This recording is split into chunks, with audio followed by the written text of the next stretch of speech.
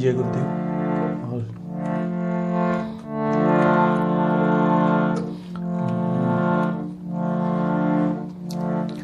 कुछ सत्संग के देखो जीवन में कि सब क्रियाकलापों के बीच में इंसान को अभी तक जो रास्ते बताए वो क्या है कि हमारे कर्मों को सुधारते हैं, ये करते हैं, वो करते हैं, सब हमारे कर्मों का तोड़ है। मान लीजिए कर्म सुधारते हैं, लेकिन इन सब के बीच एक चीज़ रहती है। मैंने क्या कहा, गुरु मिलने के बाद क्या करता है, कार्यकलाप चेंज होते हैं और मिलने के बाद होता क्या है कि हमें अपने इष्ट के प्रति वो अग्रसर करता है। ये गुरु का लक्ष्य है, ना कि मैं अपने चरणों में आप लोगों को लेके ही बैठ जाऊँ। ऐसा आपको नहीं करना है।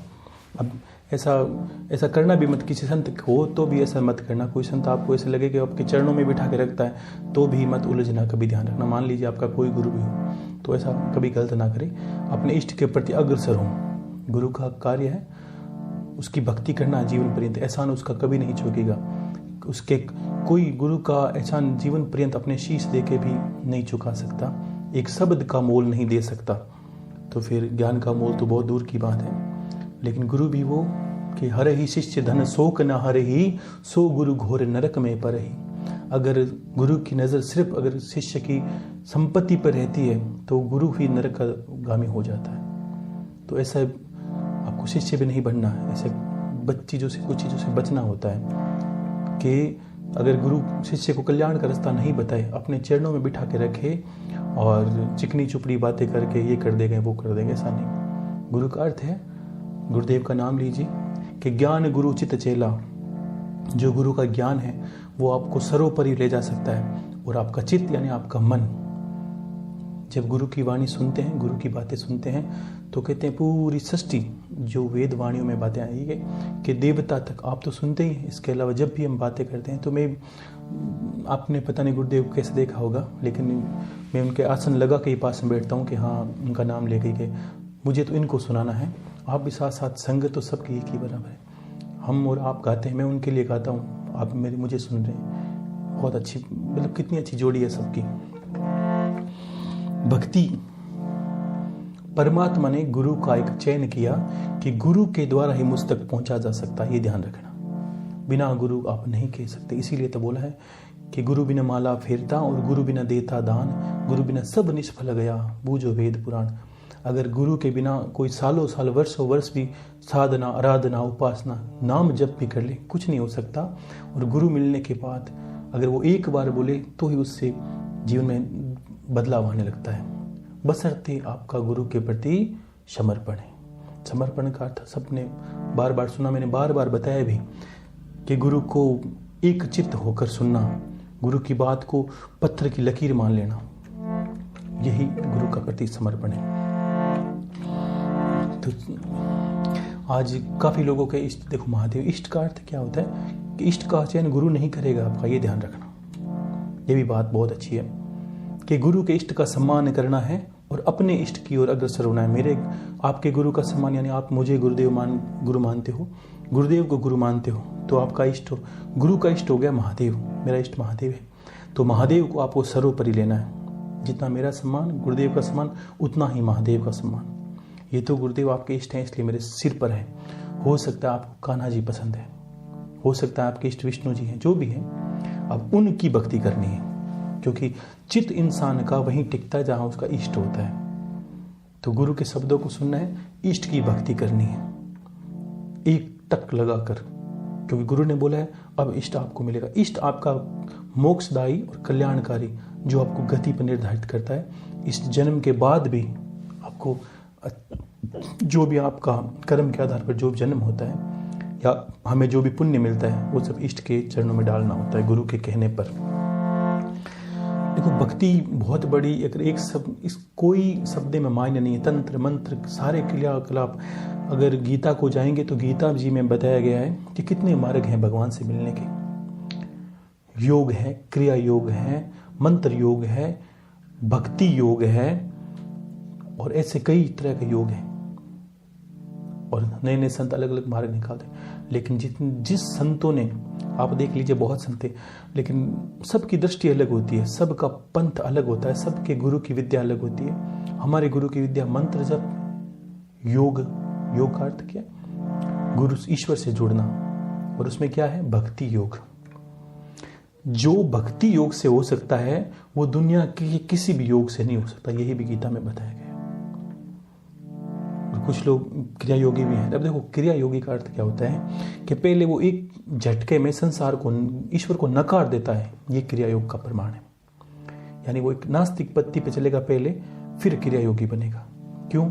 कि उसका अर्थ क्या है? वो उसका कोई इष्ट, कोई गुरु मान लीजिए उसका क्रिया योगी बन गया, लेकिन वो अपने आप को ईश्वर मानता है, ये हो गया। हमारी दृष्टि में है, कोई कर सकता है, कोई बड़ी बात नहीं, बिल्कुल योगी मान्य है। क्रिया योगी भी बहुत कम है, बहुत श्रेष्ठ क्रिया योगी निकले हैं संसार के अंदर, पूजनीय है। लेकिन दो तरह के संत होते हैं, एक प्रहलाद जी की भांति, और भी संत हैं जिनके भांति। क्योंकि संत का हमारी भाषा में अर्थ होता है कि जगत को कल्याण के रास्ते पर ले जाना और खुद भी जाना। ये मेरी भाषा में और मेरे गुरुदेव की भाषा में और मेरी परंपरा में है। अगर मैं अपना करूं तो मुझे तो सत्य बताऊं तो अब मैं इतना बताता हूं तो मुझे तो पता ही होगा, तो मैं आपको क्यों परेशान करूं? आपसे कुछ नहीं चाहिए तो मुझे किसी चीज़ की आवश्यकता भी नहीं, ज़्यादा मांगू तो आप जब चलो, मैंने क्या बोला, मेरी तो गुरु के प्रति यही दीक्षा होगी। दक्षिणा क्या है गुरु के प्रति? कि आप सब लोग गुरुदेव की भांति जब भी कभी मिलना हो संसार में, जीवन ऐसा आए, ऐसा कोई समय आए, गुरुदेव आज्ञा करें, हो सकता आए ही नहीं और हो सकता है कभी भी अचला आए, कुछ कहा नहीं जा सकता। लेकिन जब भी मैं मिलूं तो मुझे ऐसा लगना चाहिए कि ऐसा नहीं कि मेरे ज्ञान से आपके जीवन में परिवर्तन नहीं आया। मुझे ऐसा लगना चाहिए कि मैं जैसे गुरुदेव को ही देख रहा हूँ, आपको सुनूं तब ऐसा लगे मैं तो बोलता ही रहता हूँ। आपको जब सुनूं तो मुझे ऐसा लगना चाहिए कि वास्तव में इसने कुछ पाया है गुरु के नाम से। वो भावना को उदय आपके अंदर नहीं हुआ तो मुझे अपने आप पे दुख होगा। आपकी गलती नहीं होगी, वो मेरी गलती होगी, क्योंकि मैं आपको या तो पढ़ाने में सक्षम नहीं रहा या बताने में सक्षम नहीं रहा। आज तो देखो, हर साधन का प्रयोग अगर अच्छी तरह से किया जाए, चाकू है, अपनी सुरक्षा भी की जा सकती है और लूट मार भी चाकू से की जा सकती है। तो वैसे ही क्या होता है कि मैं अपनी सुरक्षा कर सकता हूँ और मैं आपकी भी सुरक्षा कर सकता हूँ। वैसे ही ज्ञान है कि आपको ज्ञान से लोगों का कल्याण करना है। ज्ञान को मटमेला नहीं, कि मटमेला का अर्थ हो गया अगर मैं बचा के रखता हूँ, अगर मैं मौनी बन जाऊँ। देखो, मैं कभी, आपने सुना होगा, मैं कभी संतों के बारे में कुछ कहता नहीं कि सबकी अलग पद्धतियाँ हैं, लेकिन पद्धतियों के पीछे भी बहुत कुछ नकारात्मक शक्तियाँ भी हैं जो संतों के नाम पे भी है। आपने मैं देखते हैं, हम सब लोग जाते हैं, मैं तो सामान्य से रहता हूँ, सत्य बताऊँ तो ऐसे जल्दी से खोज में नहीं आऊँगा। हो सकता है मैं आपके घर के पास भी इधर घूमता हूँ, लेकिन मैं समझ में आऊँगा नहीं, मेरा काम नहीं है। ना मुझे बड़े पोस्टर लगवाना, कुछ लगाना, बस इसलिए मैंने बोला गुरुदेव की तस्वीर रखी, मुझे सुनिए।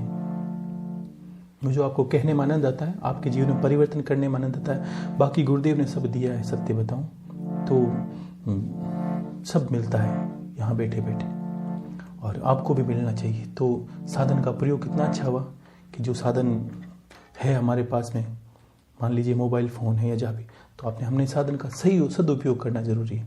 इस साधन से गलत रास्ते पे भी जा सकते हो, तो यही उस कटार की बात ही है कि अपनी सुरक्षा करनी है या लोगों को लूटना है, वैसा नहीं करना।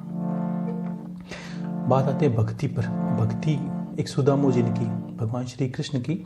आज महादेव के बारे में बोलते ही हैं, आज मैं जिनके इष्ट कृष्ण हैं, कान्हा जी हैं, उनके बारे में सुनिए। हर घर में एक छोटी सी मूर्ति लगी पड़ी है और नहलाते भी हैं, कुछ माताएं बहनें प्रेम भी करती है उसको समर्पण भाव से।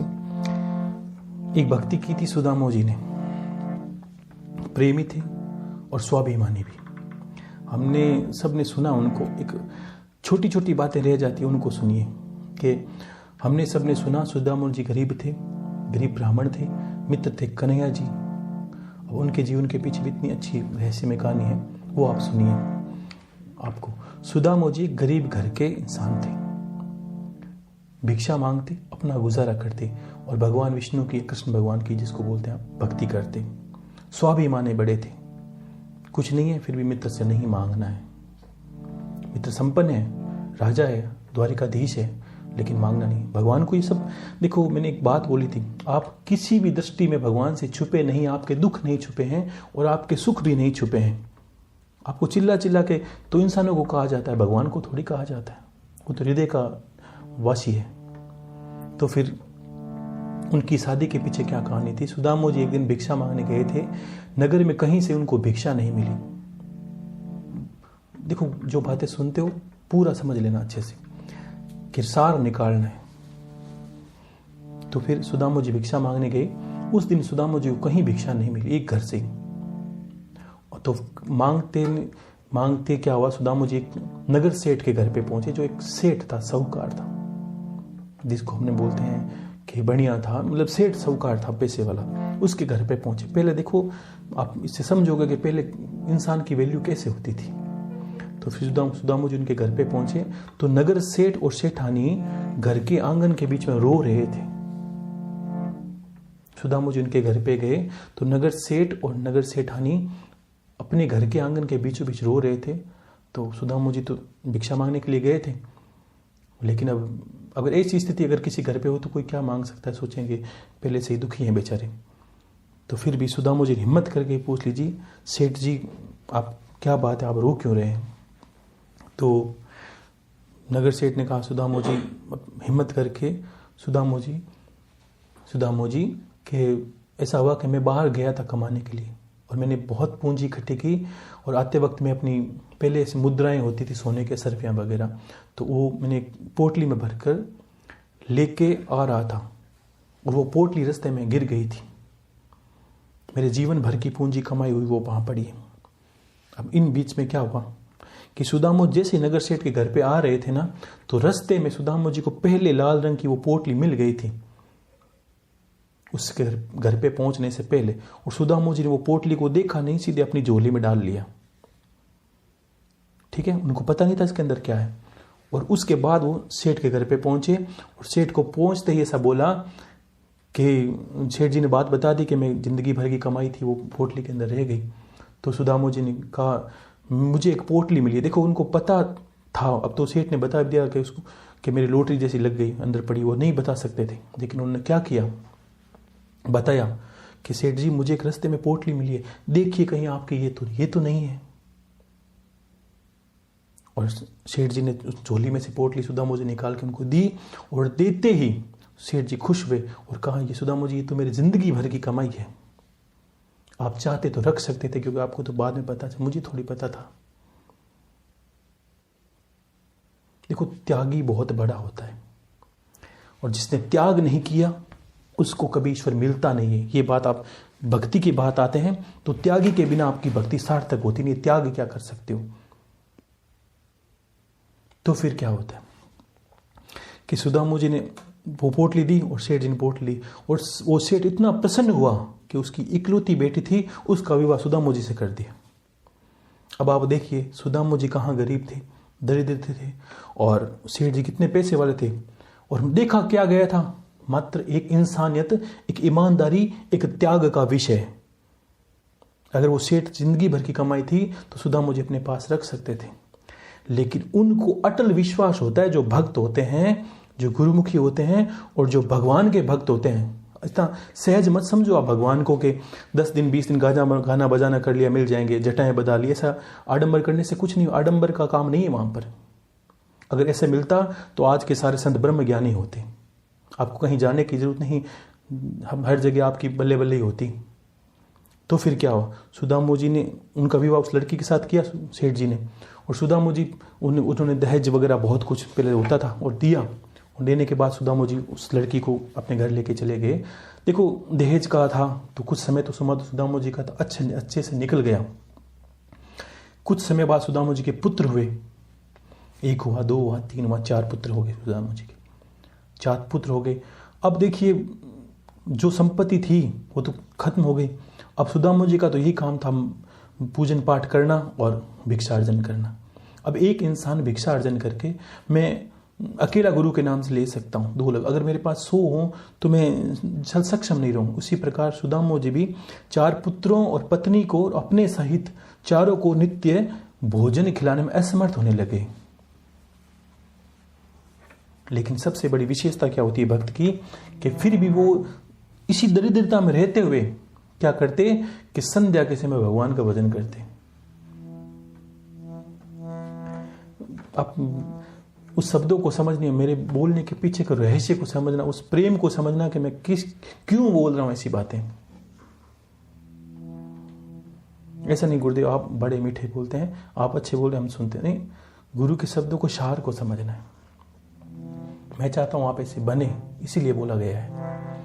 तो सुदामो जी ने वो भिक्षा मारने के लिए असमर्थ हो गए, 5 जनों 6 जनों की तो नृत्य करते, तो स्त्री थी और रोज अपने मित्र कन्हैया की बातें करते, उनको रिझाते कि मेरे मित्र ऐसे हैं, मेरे मित्र वो हैं, वो राजा है, वो द्वारिका के धीश हैं, वो सब कुछ है, वो सब कुछ करने में समर्थ हैं और मेरे खास मित्र हैं। तो पत्नी को एक दिन गुस्सा आया, क्योंकि बच्चे भूखे सो रहे थे।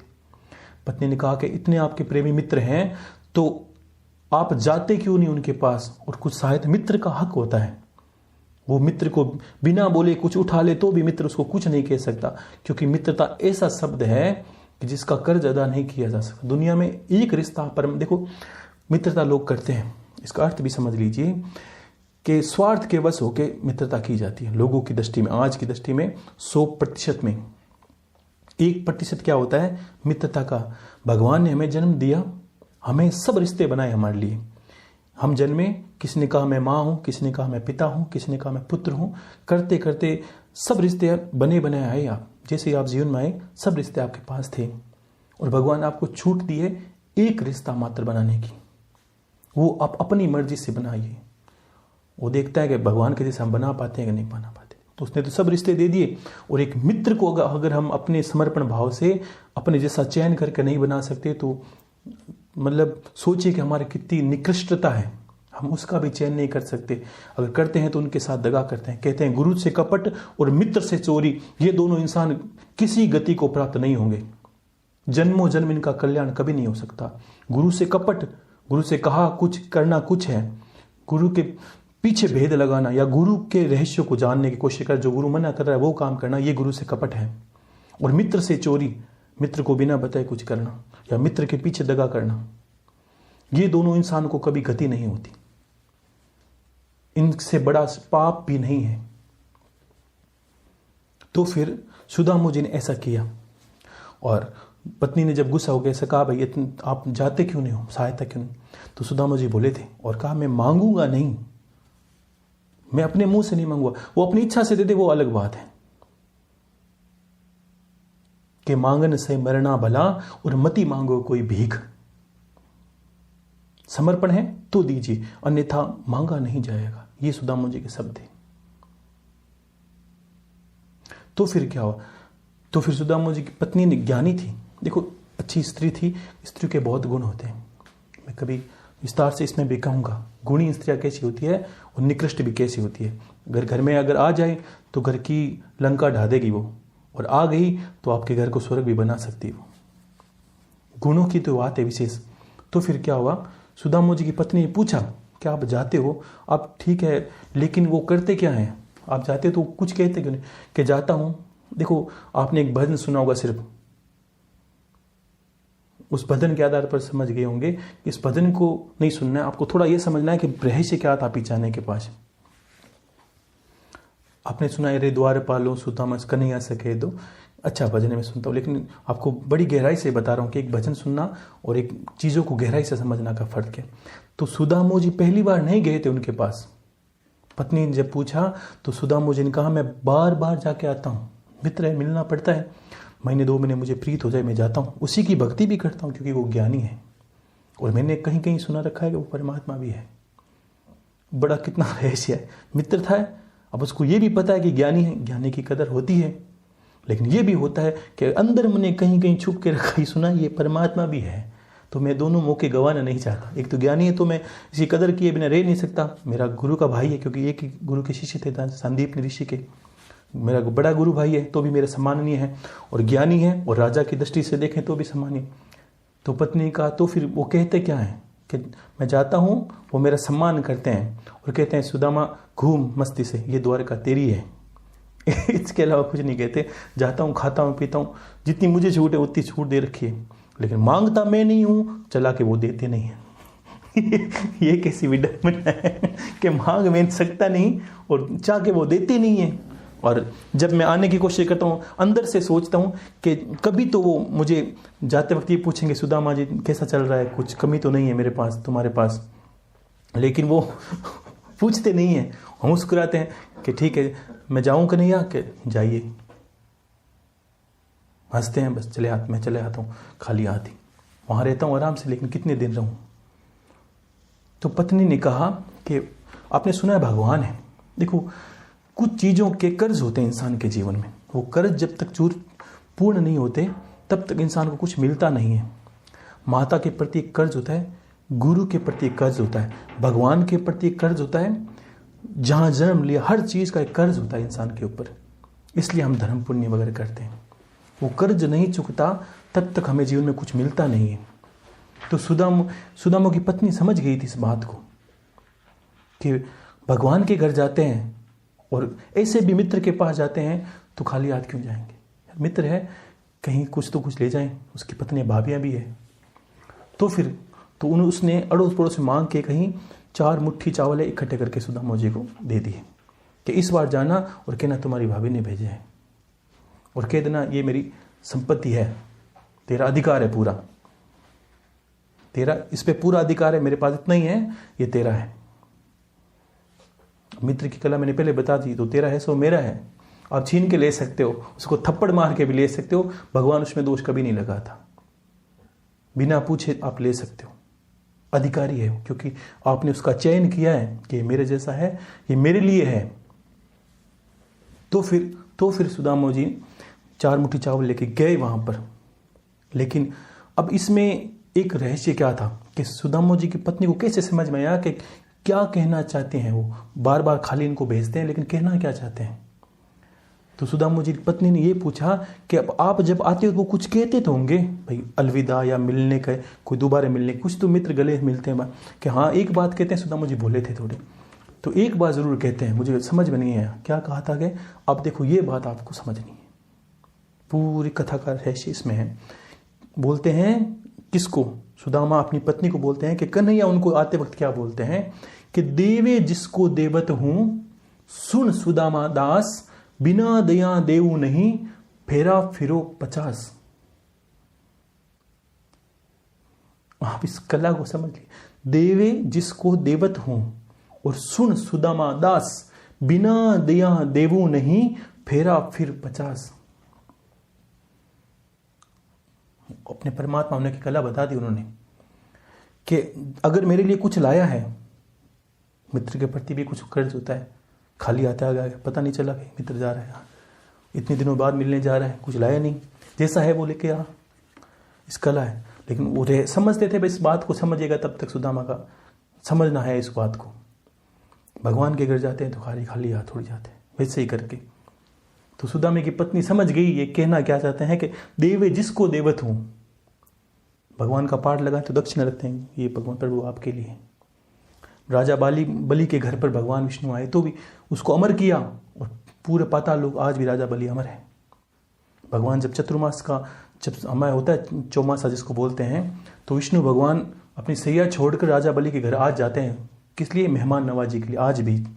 इसलिए हम चतुर्मास में कभी शुभ कार्य नहीं करते, और उस वक्त शंकर भगवान का राज होता है पूरी पृथ्वी पर, पालक भी वही होते हैं। उसी प्रकार तो सुदामा जी की पत्नी समझ गई थी, और उन्होंने पड़ोस मड़ोस में मांग के 4 मुट्ठी चावल ला के दे दिए, और उसी के आधार पर सुदामा को सब मिला। क्योंकि भगवान ने पूछा क्या लाया भाई सुदामा के, अब फिर आप तो सारी बातें जानते हो इसके बाद क्या हुआ कि जैसे जैसे खाया, क्योंकि सुदामा कृष्ण भगवान जाते ही समझ गए थे कि अब इसकी पत्नी ने इसको समझा रखा है, भाई देव जिसको देवत, यानी जो उस जाते वक्त ये भी बोला था कि ये बोल देना कि कन्हैया ये मेरी सारी संपत्ति है, इस पे तेरा अधिकार है। तो जैसे जैसे भगवान ने खाई, और भगवान ने 3 मुट्ठी चावल खा के तीनों लोग की संपत्ति उसके नाम कर दी। 4थी मुट्ठी खाई रुक्मणी जी ने रोक लिया था, भगवान अब तो बैकुंठ बचा है, अब तो बैकुंठ बचा है। तो भगवान ने कहा भाई इसका अधिकार है मुझ पर, क्यों कि मित्र में ये नहीं देखा इसके पास कम है या मेरे पास ज़्यादा, इसने कम दिया है मेरे पास ज़्यादा है, वो तो व्यापार में देखा जाता है। मित्र में ये देखा जाता है जो तेरा है सो मेरा है, मैं छीन के ले सकता हूँ, और ऐसा हुआ था महाभारत के अंदर ही, जब ये बात बहुत लंबी हो जाएगी, कि जब द्रुपद और द्रोणाचार्य एक ही गुरु के शिष्य थे। ये विषय से हम अलग चले जाएंगे, मैं फिर कभी ऐसी बात बताऊंगा। तो फिर सुदामा जी ने जैसे से खाई, और रुक्मणी जी को भगवान ये बोला था कि मेरा मित्र है, इसकी सारी संपत्ति पे मेरा अधिकार, इसने साबित कर दिया कि इसके पास इतना ही है, और मेरी जितनी संपत्ति यानी 4 लोग की वो इसकी होनी ही चाहिए। मुझे ये थोड़ी फर्क पड़ता है कि मेरे पास ये तुम्हारा, ये तेरा, ये तेरा।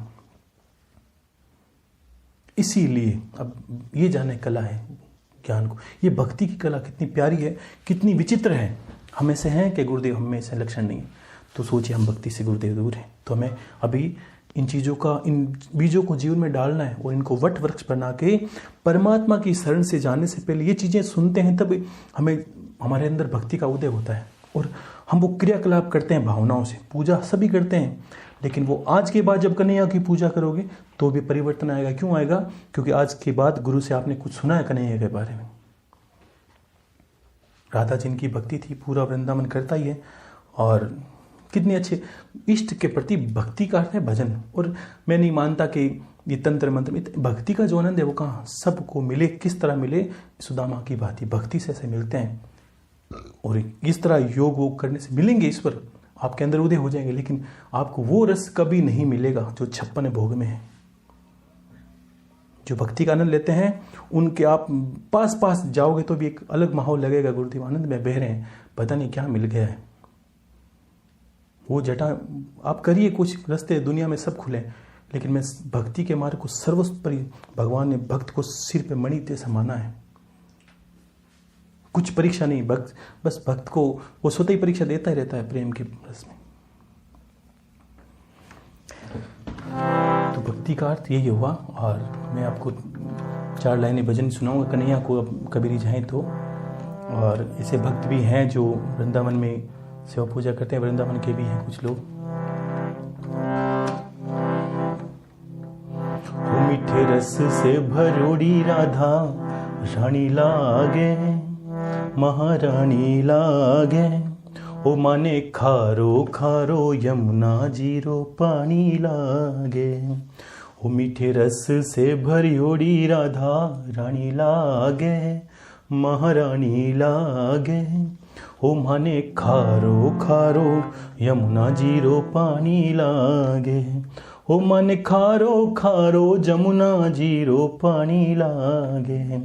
अब कन्हैया कितनी अच्छी बात बोलते हैं, ना भावे माने माखन मिश्री, अब कोई और मिठाई, मारी जी बड़ल्याने भावे राधा नाम मलाई। ओ ना भावे माने माखन मिश्री, अब कोई और मिठाई, मारी जी बड़ल्याने भावे राधा नाम मलाई। राधा नाम में सफल जिंदगानी लागे, जिंदगानी लागे, हो माने खारो खारो यमुना जीरो पानी लागे। अब कितनी अच्छी कड़ी बोली है। राधा राधा नाम रटत हैं जो नर 8 याम, उनकी बाधा दूर करत है केवल राधा नाम। राधा राधा नाम रटत हैं जो नर 8 याम, उनकी बाधा दूर करत हैं केवल राधा नाम। अब राधा नाम का रहस्य भी जो कृष्ण के भक्त हैं वो समझिए कि राधा नाम में कैसे राह मिलती है। इसका अर्थ क्या है? राधे नहीं, राह दे, ऐसी राह दे। कौन सी? जो भक्ति की राह, जो भगवान को याद करें। जब राधा जी का नाम ले तो ये सोचें कि इसका अर्थ ही यही हुआ, राह दे यानी ऐसा रास्ता दे। समझ गए आप भक्ति को? राधे राधे नाम रटत हैं जो नर 8 याम, उनकी बाधा दूर करत हैं केवल राधे श्याम। राधा नाम में सफल जिंदगानी लागे, ओ जिंदगानी लागे, ओ माने खारो खारो जमुना जीरो पानी लागे, ओ मन खारो खारो जमुना जीरो पानी लागे। ओ मीठे रस से भरोड़ी राधा रानी लागे, राधा रानी लागे, ओ माने खारो खारो यमुना जीरो पानी लागे। ऐसे हैं कृष्ण कन्हैया जी, कितने प्यारे, कितने मीठे, कितने सलोने। आपने किया होगा, लेकिन आज के बाद करिए। मेरा आशीर्वाद है कि आज के बाद भगवान श्री कृष्ण आपके जीवन में आएंगे ही आएंगे। कि मैं गुरु जब भी ऐसा बोलता हूँ ना आएंगे, तो इसका ये अर्थ समझ लीजिए, ये बहुत परवाह के साथ बोलता हूँ। मैं कभी भी बोलूँगा ना कि कुलदेवी आपके जीवन में आएगी, बिल्कुल आएगी, निश्चित तौर पर होना। आप विलंब करोगे, निश्चित तौर पे आएगी, एक माला से भी चली आएगी। थोड़े कर्म को सुधारिए। वो सोचती है कि आप नहा धो के तैयार हो जाएं गुरु की प्रीत में, तो फिर होना वही है जो परमात्मा ने लिखा है। और परमात्मा किसके साथ है? कि गुरु के शब्दों के साथ है। तो फिर इस तरह भक्ति करिए। आज के बाद जब भी कन्हैया को नहलाएं तो ये भजन गाएं। कुछ भी देखो, भक्ति में ये चीज़ें सब कितनी बड़ी बात है। आपका कोई दोष नहीं लगता, नहलाते नहलाते गाइए ना, तो वैसे ही रिझाना है परमात्मा को। यही भक्ति का रास्ता है। मैं शिव के साथ करता हूँ तो ऐसा ही करता हूँ। दुनिया चाहे कुछ भी करे, मुझे कोई लेना देना नहीं। बड़ी जट है, वो मेरा काम नहीं है। मैं जैसा हूँ वैसा मुझे महादेव स्वीकार कर, मैं तेरा ही हूँ। तो फिर ऐसा ही होता है। जब मुझे खेलते कूदते मिल गए गुरुदेव, आपको ही खेलते कूदते मिले, आपने कोई ऐसे जोग नहीं लिया, घर बैठे मिले ना, तो क्या ये सब ईश्वर की माया है। बिन मांगे मोती मिले, मांगे मिले ना भीख। तो यही है संत गुरु की सीख। ठीक है ना? तो फिर आप करिए भक्ति, आशीर्वाद है मेरा। खुश रहिए। हर हर महादेव, शंभो शंकर। और कुछ लोग प्रश्न करते हैं इस तरह के, मान लीजिए चैनल पर, तो गुरु भाई जी देखो, मैंने बोला कल कि इनकी मेहनत के बिना तो कुछ काम संभव हो नहीं सकता। मैं तो कहीं बैठ के गा लेता हूँ, यही सब करते हैं, ताम झाम तो हो जाता सबके बीच में। तो कुछ लोग प्रश्न करते चैनल में, तो इन्होंने अब पीछे कुछ देखो, इनको जो अच्छा लगता है वो तरीके से करते हैं। तो फिर मैंने इन्होंने नंबर दे रखे हैं, इस नंबर पर कुछ लोग, मान लीजिए यज्ञ की बातें मैंने की तो उसमें प्रश्न भी थे। उन्होंने बोला कि कुछ हवन के बारे में पूछते हैं। मान लीजिए माताएं बहनें कुछ नहीं समझ पाती, कोई बात नहीं, आप प्रश्न करिए, लेकिन गुरु भाई जी के जो नंबर दिए उस पर कर लीजिए, उसमें जुड़े रहिए। इसका कारण ये है कि ये नित्य कुछ ना कुछ आपको अच्छी चीज़ भेजेंगे। कभी कभी छोटी सत्संगें भी होती, तो फिर ये इनको भी रिकॉर्ड करके भेज देते हैं सबके सामने, और भजन भी भेजते हैं। आपको इनसे जुड़े रहना है, और आशीर्वाद है मेरा। खुश रहिए, ऐसे ही भक्ति करें और परमात्मा की प्राप्ति करें। जय गुरुदेव। हर हर महादेव, शंभो शंकर।